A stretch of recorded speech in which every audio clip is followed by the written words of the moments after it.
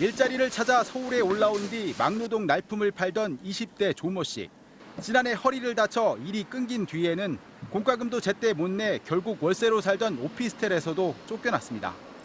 지금은 안 살고 계세요. 물 같은 거 다 끊어놨거든요. 절박한 마음에 온라인 대부 중개 사이트에서 대출을 알아보던 조 씨에게 불법 대출 브로커가 먼저 연락을 해왔습니다. 무슨 회사 대출하는 사람이다. 전화가 온 거예요. 그래서 내 번호 어떻게 알았지? 근데 뭐 대출 알아보다 보니까 알아봐서 알고 있는 건가 싶었거든요. 대출 브로커는 서류를 위조해 조 씨 명의로 사채 4천만 원을 빌렸고 수수료 명목으로 2천만 원을 떼간 뒤 참석했습니다. 조 씨는 만져보지도 못한 수천만 원의 빚을 졌는데 이제는 사기대출 공범으로 수사를 받는 처지가 됐습니다. 30대 직장인 김모 씨도 대출 중개 사이트를 통해 대출을 알아보다 불법 추심 피해를 받았습니다. 30만 원을 빌렸는데 일주일 이자만 20만 원, 연 3,000%가 넘는 이자를 내도록 강요받았습니다. 육두문자 섞어가면서 이제 뭐 전화로도 하고 문자로도 하고 난리도 아니었죠 뭐. 이들이 초기 알아본 온라인 대부 중개 사이트는 등록된 대부업체 상품만 소개할 수 있도록 되어 있습니다.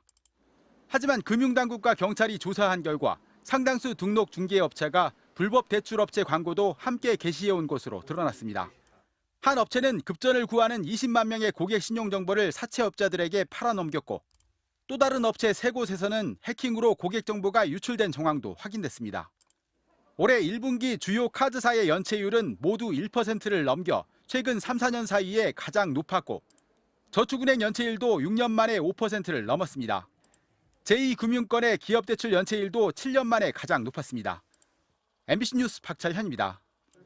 대구 달서구의 한 오피스텔입니다. 경찰관이 내부로 들어갔더니 젊은 남성 10명이 있습니다. 불법 대부업을 하던 일당입니다. 부산 경찰청 강서에서 왔고 이 사무실 앞전에 생활해 왔어요. 같은 날 대구 수성구의 한 오피스텔에서도 불법 대부업 일당이 검거됐습니다. 이들은 지난해 1월부터 최근까지 연 4,000%가 넘는 고금리로 66억 원을 빌려주고 25억 원의 부당 이득을 챙겼습니다. 10만 원을 빌려주면 일주일 만에 이자를 5만 원 받았습니다. 10만 원을 빌렸는데 이자가 5만 원인데 하루가 늦었으니까 거기서 더 달라는 거예요. 급전이 필요한 신용불량자나 저소득층 같은 사회적 약자를 범행 대상으로 삼았습니다. 돈을 갚지 않을 경우 미리 받아둔 피해자 나체 사진으로 가족과 지인에게 전송하겠다며 협박했습니다. 채무가 이행이 안 됐을 때는 그 사람들에게 이걸 전파를 하겠다. 그리고 가족을 어떻게 해코지를 하겠다. 이렇게 해서 채무를 변제를 받았습니다.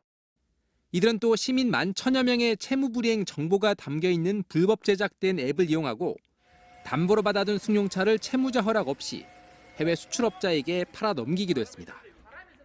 경찰이 불법 대부업 조직 6곳을 적발해 15명을 구속하고 51명은 불구속 입건했습니다. 그러면서 불법 대부업체를 이용할 경우 고금리 채무 악순환에 시달릴 수 있다며 불법 대출로 피해를 당할 경우 적극 신고해 줄 것을 당부했습니다. MBC 뉴스 박준호입니다. 20대 남성의 집에 들이닥친 수사관들. 방 안의 남성에게 압수수색 영장을 보여줍니다. 영장 보시겠어요? 수사관들은 이 남성이 쓰던 컴퓨터는 물론 서랍까지 꼼꼼히 살펴봅니다.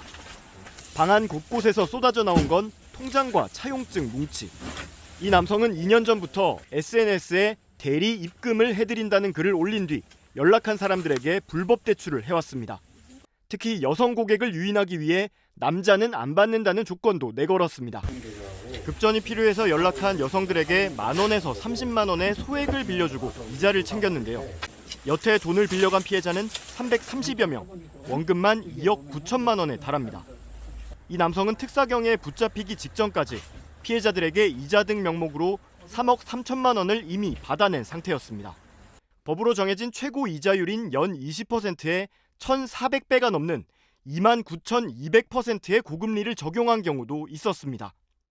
예를 들어 10,000원을 빌리면 바로 다음 날 18,000원을 갚아야 하는 식입니다. 피해자들이 빌린 돈을 제때 갚지 못하면 가족이나 남자친구에게 알리겠다며 욕설과 협박을 해 연체 이자까지 받아냈습니다. 이번엔 경기도 고양시의 한 아파트 앞, 오토바이 앞에 한 남성이 누군가 기다리는 듯 서성입니다. 잠시 뒤 아파트에서 나온 또 다른 남성에게 무언가를 건네는데요. 물건을 건네받은 사람은 불법 대출 단속에 나선 수사관이었습니다. 이 남성은 지난 3월부터 6월까지 경기 고양시 일대에서 광고 전단지 8,000장을 돌린 것으로 조사됐습니다. 전단지를 보고 연락한 피해자들에게 돈을 빌려준 뒤 이자 등으로 3개월간 1,086만 원을 받아냈는데요. 최고 연 290%에 해당하는 불법적인 이자를 받아 챙긴 혐의를 받고 있습니다. 지난 4월부터 석 달간 경기도 공정특별사법경찰단이 적발한 불법 고금리 대부업자는 6명. 이들의 대출 규모는 21억 원에 이르고 피해자는 644명에 달했습니다. 경기도 특사경은 수사를 마무리하는 대로 이들을 검찰에 불구속 송치할 계획입니다. 소액 생계비 대출 상담이 시작된 서울의 한 대출 창구. 아침 8시부터 오후 6시까지 상담 예약을 한 사람들의 발길이 끊임없이 이어졌습니다. 전국 46개 창구가 비슷한 상황이었습니다. 연 16% 가까운 높은 이자지만 신용점수 하위 20%에 포함된 사람들이 더 높은 사채를 피해 돈을 빌릴 곳은 사실상 이곳 말고는 없습니다. 원래 급한 사람들은 금리 그런 거 신경 안 써요. 많죠. 뭐 대출이자 낼 것도 있고. 사실은 여기까지 와서 내가 50만 원 받으러 왔는데 이런 생각이 너무 드는 거예요. 상담 예약자만 2만 5천여 명이 몰리면서 전산이 마비될 정도였는데 당장 이번 달 월세를 내지 못하면 임대주택 집을 빼야 하는 김모 씨도 이 가운데 한 명입니다. 한 달하고 한 3, 4일 정도 있으면 상담을 받을 수가 있더라고요. 저는 한 달 후에 생활비가 필요한 게 아니거든요. 오늘 시작된 소액 생계비 대출은 기본 대출 50만 원, 병원비 같은 급전이 필요할 경우 최대 100만 원까지 가능합니다.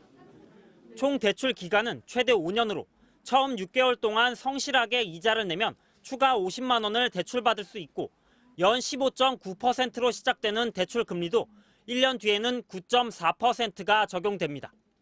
기존의 대출을 받은 사람들과의 형평성을 고려했다고 하지만 서민에게는 여전히 부담되는 이자입니다. 그럼에도 당장 50만 원, 100만 원이 아쉬운 사람들은 앞다퉈 상담 창구를 찾았습니다. 오늘 저희 1,200분 정도가 예약이 됐습니다. 그래서 1,200분 중에서 다 지금 오셔서 상담을 지금 거의 90% 정도 다 받으셨고요. 지난해 4분기 소득 하위 20%의 경우 가처분 소득에서 필수 생계비가 차지하는 비율은 82%로 3년 만에 최고치를 기록했습니다. 저소득층은 생존에 위해 꼭 필요한 돈만 쓰기에도 빠듯해졌다는 뜻입니다. MBC 뉴스 배주환입니다.